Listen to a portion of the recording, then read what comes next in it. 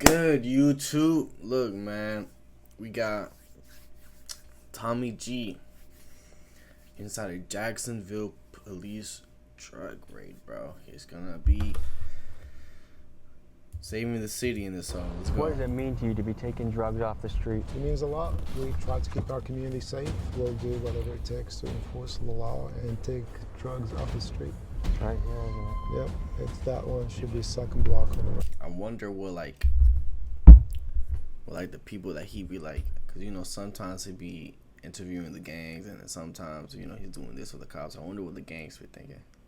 Like, damn, this dude be playing both sides on that shit. But like, I wonder if one day he's gonna do a raid, and then he's just gonna run into somebody that he interviewed in the gang, and he's gonna get busted, and then that person just gonna be looking at Tommy G like these, bro. That shit's so. Hey, watch this car. Watch this car. Sheriff's office, search warrant. Damn. They said hands up. This person not even outside. Stop running! It's 1:20 on a Saturday, and we're responding to the scene of an overdose.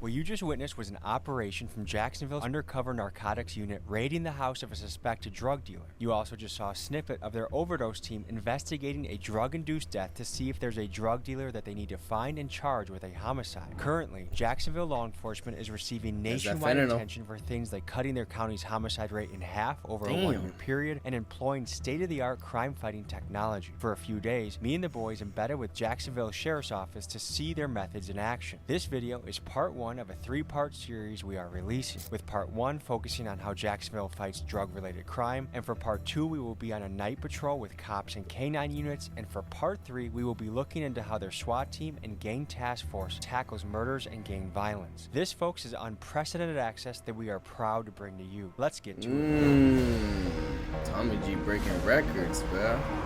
Just crazy.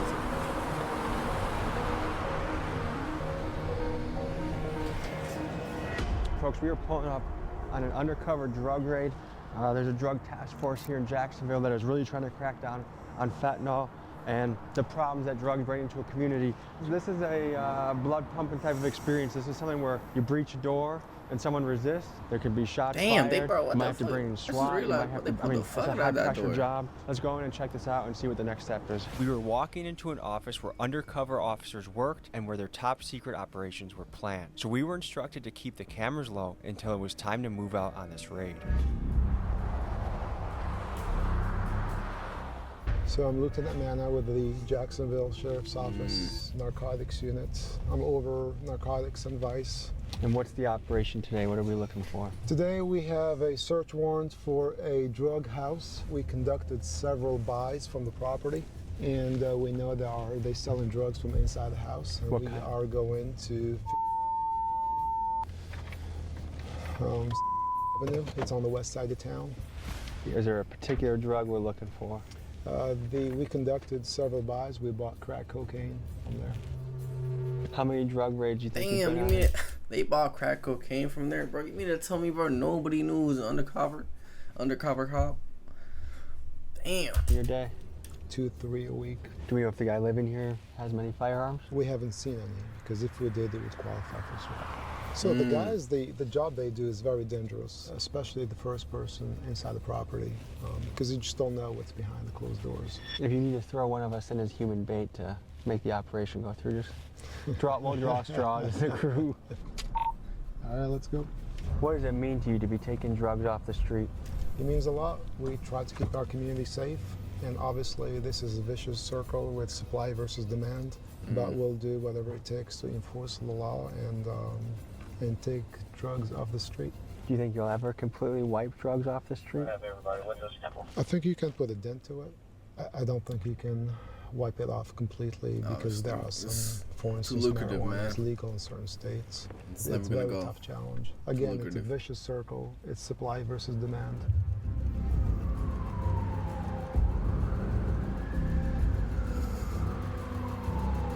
Crack cocaine is crazy. Where's that guy going right there? You going Yep, yep, he's going to the door. All right. Okay, yeah, Shit. we're gonna take him too. It's right here, isn't it? Yep, it's that one. Should be second block on the right. Door looks to. Towards Brown. Hey, watch this car, watch this car. Shit. Hold on. Damn, dude isn't even running for it. Bust his ass. Office, search warrant.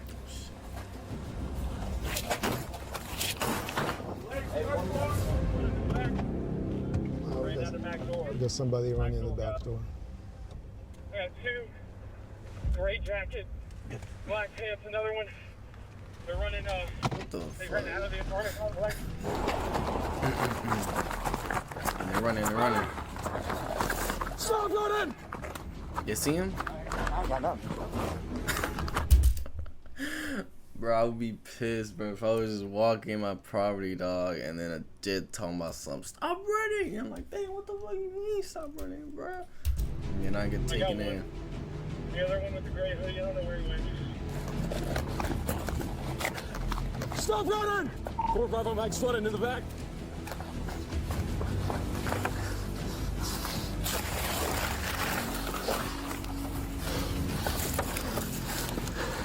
Long gone by now. Oh man, they hit his ass. He not dedicated to that shit, bro. Oh, they're not that. Not dedicated.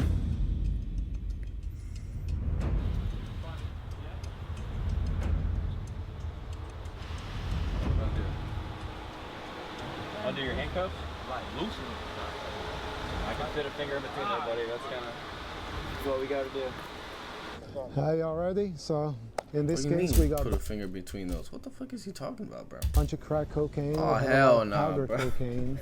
He We giving got him the some wiggle beakers, action, a bitch. bunch of Oh, drug hell no. paraphernalia, scales. So obviously, we got to say that was successful. Is crack cocaine as common as it was in early 2000s? It still is, I would say, crack cocaine. Yeah, How would you classify this bust? Small, medium, large? probably a medium scale to small, small to medium. Yeah. How many people in custody? So far, 3. And obviously, we have a baby now, so we're trying to get hold of the mother. Apparently, she's at work, so she'll be coming back. What goes through your head when you see a baby inside one of those houses? You won't be the first. A lot of times, so we we hold the baby, we assist, and then what we do is trying to reunite the baby with the parents. And apparently, that's the father, who's the mother, is at work. Since the father is going to be arrested, then the mother will respond to take control of her child. Do they feel like, I'm glad that this is happening, that they got busted? Absolutely. We get feedback all the time. They don't like these guys. They don't want them here in their neighborhoods. Because they make them dangerous? Yeah, they don't want drugs in their neighborhoods. In the last year, Jacksonville Sheriff's Office has fielded over 5,000 calls for service for drug-related incidents. And in a 2024 survey of Jacksonville residents, next to gun violence, illegal drug usage was the top issue residents wanted the Sheriff's Office to focus their resources on. A lot of times they are afraid, and the ones they step up, they give us complaints and information. We work every complaint that we get. I mean, to live in a place where dangerous guys with guns are in and out all the time, and junkies are coming, and you have kids around here. And this is just the preliminary search. Obviously, they go into details to search the property. And typically on the secondary search, they find additional drug paraphernalia and additional drugs.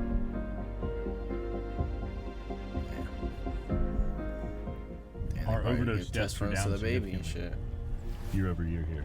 This is Vic Michelucci. Previously, he was a Jacksonville investigative Michelucci. journalist who won Dang. Crime Reporter of the Year. He left his 14-year career to run communications and media for the Jacksonville Sheriff's Office, and he is the one that opened up the doors for us to be here today. people are W dying. Mans. And this is just one part of that Yeah, initiative, this or that is a push. part of that. Yeah.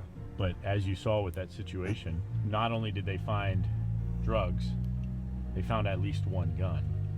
And a lot of times when you see drug sales, you see firearms, and that leads to violence.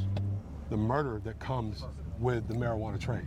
I'm gonna tell you, I've worked murders where a pound of marijuana was stolen and people get killed for it. It may not seem like a big deal to the populace or to people that are advocates for marijuana, but that's a big deal. One life, I always say to everybody, is too many. Look, there was that kid in there. I mean, that kid was, what, maybe 1? Yeah.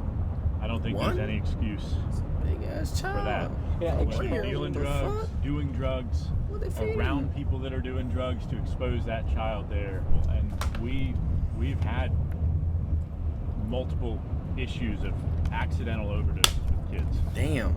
And we put that out, and thankfully, the most recent instances, our officers were able to save those kids. But imagine having to give Narcan to a 1-year-old. We just got to watch a successful raid take down an armed crack dealer, but Jacksonville's war on drugs has another side to it, the overdose task force. Whether we'd meet them this trip depended on one thing, an overdose happening while we were in town. Early Saturday afternoon, that call came in. So we've been on standby the 4 days we've been in Jacksonville for when an overdose happens, we're gonna get the call. Unfortunately, it's 1:20 on a Saturday, and we're responding to the scene of an overdose. This is hard to walk into. I mean, you're walking into a family's worst nightmare with cameras, and we want to be respectful of what they're experiencing, but also convey something that happens every day around America in a real way. So, we'll see you on the scene. Just crazy, chat. Damn, it's hot as fuck in this hole. I ain't gonna hold you, but hot as fuck in this hole. Right now the victim is still present, so we're gonna allow you guys to come in, just kind of keep a distance. We'll be collecting a bunch of things. I think that would be very good, and like as far as the recording and stuff.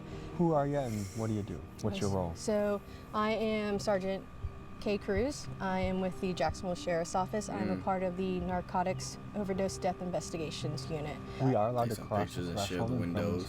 Yeah. Just because don't. we have consent from the family. Yeah, and then that's also why I was speaking to the next of kin, because I didn't want her to be like, why is media here? So I was explaining to her the reasoning for you guys being here and like helping, produce information to give out to, the public to hopefully prevent future overdoses for overdose awareness. As you enter a scene, what are you looking for? What are you gonna? So the very beginning of our investigation is the patrol response. Anytime patrol responds to a undetermined death, depending on the evidence on scene, determines what unit will come out to conduct the death investigation. The initial investigation, we're unable to determine what the actual cause of death is. When we respond to the scene, there's kind of 2 different investigations going on. You have your medical examiner's office investigation, and you also have your Jacksonville Sheriff's Office investigation. The medical examiner's office will do all the medical related stuff. So they're doing the toxicology. Bitches out here smiling, bro. This is crazy though, bro. Cause imagine how many like dead people they see. I don't know in chat. Like I couldn't I couldn't do this shit. I couldn't like go to work every day and be like, oh, I gotta see a dead body all the time. And they're actually going to determine the actual cause of death. We are conducting the Sheriff's Office investigation.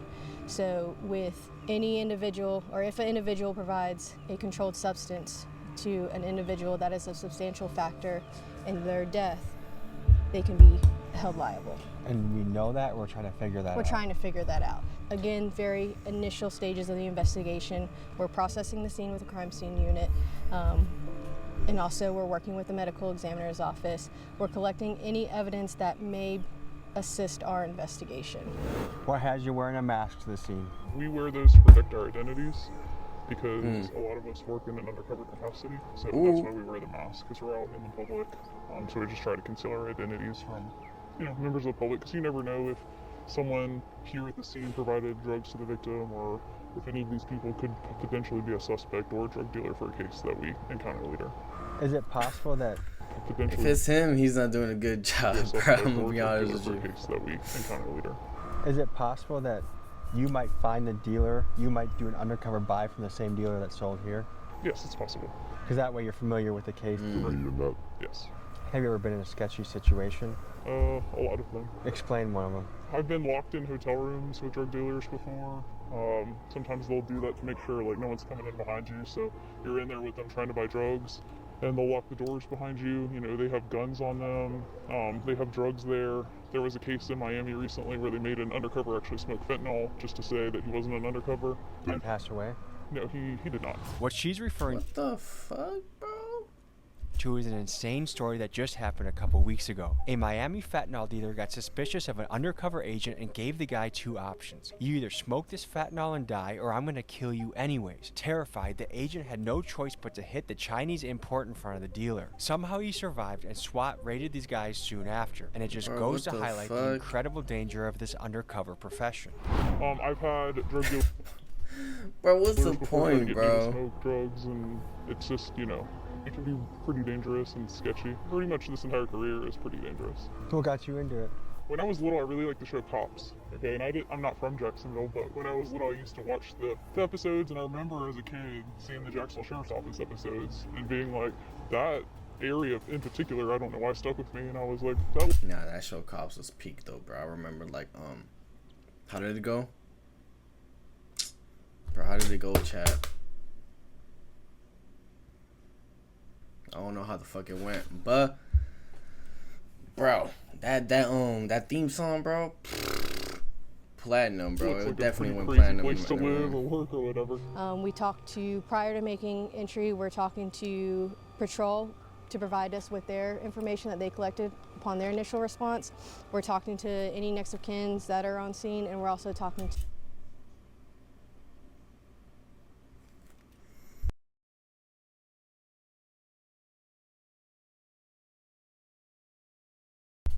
any complainants or witnesses. We're just trying to gather what happened before police were called to the scene. For this particular structure, the room where the victim was located is from the back.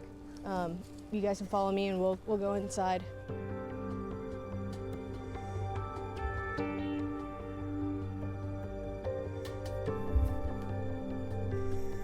What are the primary things we're looking for? Where are your eyes going right now? So eyes are going in the immediate area where the victim was located, but also like common areas of the house, living room, bathroom. We're checking for any paraphernalia, narcotics related, and any additional narcotics or any paraphernalia to even include like little baggies that could have been packaging for narcotics. I've been working narcotics related investigations for a little over 7 years now. I've been working narcotics overdose death investigations for approximately 3.5, 4 years. What got you into the overdose unit? I enjoyed working narcotics investigations. I noticed that before the creation of this unit, homicide was responding to these types of investigations. And prior, this was kind of before it became we fell under the Florida State statute of murder. Once we started falling under that Florida State statute, we were able to dig deeper into different types of investigations. Florida lawmakers are not alone in expressing the sentiment that a drug dealer should be subjected to harsh penalties, particularly if they can be tied to an overdose death. In fact, just recently, Trump made headlines again by stating his long-term position that drug dealers should receive the death penalty. Unless you have the death penalty for drug dealers, you'll never get rid of the drug problem. Put that through your head.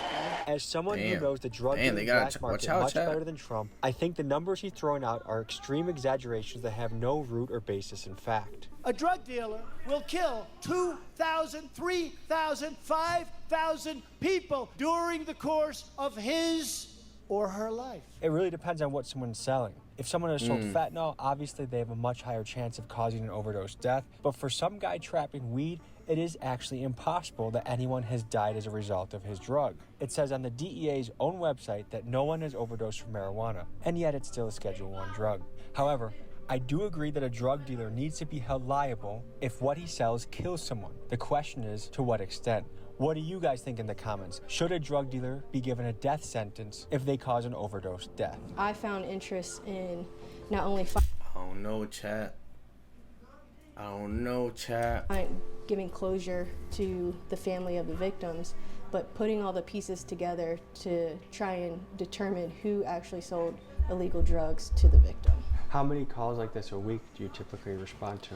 The overdoses, they come in waves. There are times that we can get 10 in a week. There are times that we can get 0. There's no way to determine how many call-outs a week that we're going to get. Crime scene units here, the narcotics overdose detectives are here. They are taking photographs, they're looking around, pointing out or trying to locate any evidence that may be narcotics related. They are waiting for the medical examiner's office to arrive. Once the medical examiner's office arrives, that's kind of where we're now dividing into like 2 investigations, but we work very close together. Like I said, I think the more information we get out there to the public, make aware that it's not only fentanyl. Yes, fentanyl, that's what we're hearing in the news. It's a dangerous, deadly drug, but any illegal substance can cause a death. Well, thank you for what you do. Yeah, thank you. Some Americans would say, hey, alcohol is legal. Alcohol has a lot of problems. I mean, if you look at domestic disputes, violence, fights, drunkenness, DUIs. You're asking the right questions, Chad. Hold on. Multi-billion-dollar industry. Why should weed be any different? Because why add to it? Or why add to the problem that alcohol already causes? Because prohibition doesn't work. The war on drugs has not solved since the 70s the issues of drugs in our community. So let me ask you this question. Because we should legalize marijuana because people like to smoke it, we should legalize cocaine, methamphetamine, we should legalize fentanyl, we should legalize all those things? No, of course not. Just because people like it, there are certain things that you just shouldn't do, and I think the government should uphold a standard. So what gave you reason to believe that this true. could be a narcotic overdose in the first place? So based off the evidence that is located at the scene of a death, so for this particular incident, there is narcotics paraphernalia and additional narcotics on scene. We cannot on scene determine the cause of death. That will be for the medical examiner's office investigation. Because of the evidence that is located on the scene, we want to get a jump start on our investigation. So the van actually pulled up super close, and we're keeping family further out, so it should be okay. That's the body. I don't know how you guys do this day in and day out. I suppose just like anything, the more that you see it, the more that you adapt to it. That's and like I said, with these investigations, it affects the family. Where'd the body fall? Than anything.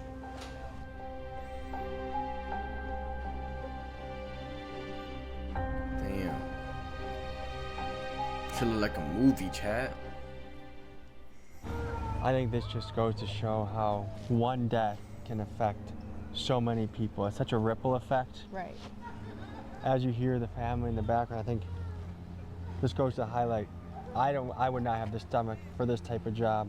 And there's the fact that people like you are boots on the ground and see some of this look death in the face almost on a daily basis sometimes and have to deal with families and all the things that come with it. I mean, right, I will say that making that next of kin notification is the worst part about our job, because we're having to tell a loved one that their loved one is no longer here.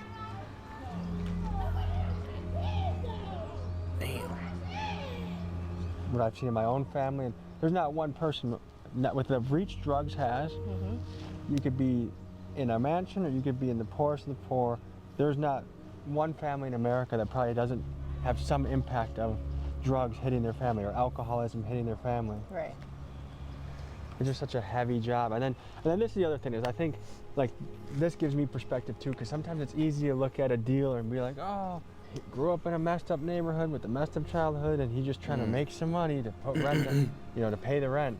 But then when it has the impact like this, that makes an entire family gather and cry, then you have a little bit more of a, well, when they get raided, you know why. The drug dealers know. They know that they are selling this deadly drug. They know what they are selling, so that is why they should be held accountable for what they are selling. Then fentanyl, bro, fentanyl dudes, bro, they go crazy. They go crazy, chap. So. And every single person has that voice inside their heart that knows when something is right or wrong. And to override that just so you can pay rent, even though you can cause devastation to an entire family. And one dealer might have yelling in the back. I mean, do you encounter dealers? Customers. Do you ever encounter dealers that you guys arrest that are tied to multiple deaths? Yes. Yeah, this really helped me change my perspective on drug dealing. I mean, there's so much that comes with this. There's family members that have to pay for the funeral. There's how many people had to call off work to leave here and come. There's people that their lives can be permanently altered by the grief. I mean, I've seen that in my own family very well. Just in today's episode, the fact that a dad is selling crack cocaine next to his baby, and then we land at this scene over here and has passed away and the family's crying. Like, what if one day, bro, the baby gets a hold of that drug, bro? Then it's crazy. You gotta raise your standards a little bit. You're not even gonna be able to forgive for the detectives that have to collect bodies and investigate, and then the people that have to risk their life to go undercover to do the work to catch these guys. That's more of a risk than most of us are willing to take. It's an honest job. It pays the bills. And these are people that go to bat for us in our community. So, a really interesting perspective of how Jacksonville is fighting the flow of drugs through the city. I didn't even know Jacksonville was going that deep, though. That was a deep dive into the world of Jacksonville crime fighting and the drug division, their narcotics division. Thank you for joining. The support's amazing. I appreciate you guys. I'll see you next week. Thank you. Folks, you just saw a glimpse of what Jacksonville law enforcement does. And next week, we'll dive even deeper, doing a night patrol episode that involves a kidnapping call, going out on a mission with a K-9 unit, catching a live burglar in action, and much, much more. We will also take a deeper look at the secret sauce that has driven Jacksonville to be a place where the homicide rate has dropped in half, something that is nearly unheard of across the country. And folks, a reminder, if you want to pick up the freshest merch on YouTube with the crazy thing is, bro, since it's like dropping in half, bro, like the wealth in those communities is going to the World Collection and the Big Dogs Gotta Eat collection. My website link is in the description. And finally, if you want to become a Patreon subscriber for extended cuts, exclusive clips, and see things weeks before the episode drops, that is also in the description. Both greatly help support the channel, and I am grateful for your support. Love you guys. See you next week. See you next week, bro. They might not know Jacksonville was going that deep. I didn't know Jacksonville was going that deep, chat. Well, that's Tommy G, bro, and I'll see you all next time. Peace.